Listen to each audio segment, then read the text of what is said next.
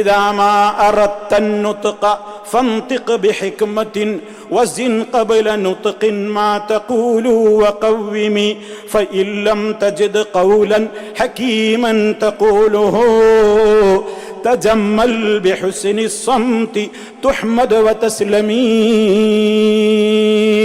നമ്മളെപ്പോഴും മനസ്സിലാക്കിയിരിക്കേണ്ട ഒരു ആശയമാണ്. നീ വല്ലതും സംസാരിക്കാൻ ഉദ്ദേശിക്കുന്നുവെങ്കിൽ നല്ല ഹിക്മത്തോടെ സംസാരിക്കണം, ശ്രദ്ധിച്ചേ സംസാരിക്കാവൂ. വസിൻ, നീ നല്ലോണം തൂക്കി നോക്കണം നിന്റെ വാചകങ്ങൾ. ഇതെവിടെയാ പോയി കൊള്ളുക, ആർക്കാണിത്, ആരുടെ മനസ്സിനെയാണിത് വേദനിപ്പിക്കുക, ഏതൊക്കെ ബന്ധങ്ങളാണിത് തകർക്കുക, ആരുടെയൊക്കെ മനസ്സുകളെയാണിതിൽ തീകോരിയിടുക, അങ്ങനെ പലതും ആലോചിക്കാനുണ്ട്. ഖബ്ല നുത്ഖിൻ, സംസാരിക്കുന്നതിന്റെ വാക്കുകളെ തൂക്കി നോക്കണം. മാ തഖൂലു, എന്താ നീ പറയാൻ പോകുന്നത് എന്ന് തൂക്കി നോക്കിയിട്ട് പറയണം. വഖവ്വിമി, നന്നായി ശരിപ്പെടുത്തി മാത്രം സംസാരിക്കണം.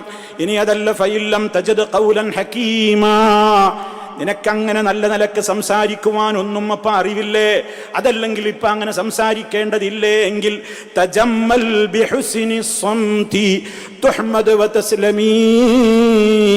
തജമ്മൽ, നീ നല്ല ഭംഗിയോടുകൂടെ, ഏറ്റവും നല്ല ഭംഗി എന്ന് പറയുന്നത് അവിടെ എന്താണ്? ബിഹുസ്നി സ്വംതി, മൗനം പാലിക്കുക. എന്നാൽ നീ സ്തുതിക്കപ്പെടും, നീ പുകഴ്ത്തപ്പെടും, നീ രക്ഷപ്പെടും എന്നാണ്.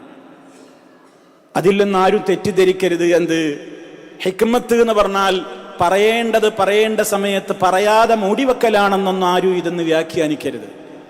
പറയേണ്ടത് എവിടെ, അത് പറയേണ്ട സമയത്ത് പറയണം. പക്ഷേ അതിൻ്റെതായ രീതിയുണ്ട്, അതിനുള്ള അദബുകളുണ്ട്, അതിനുള്ള മാനദണ്ഡങ്ങളുണ്ട്.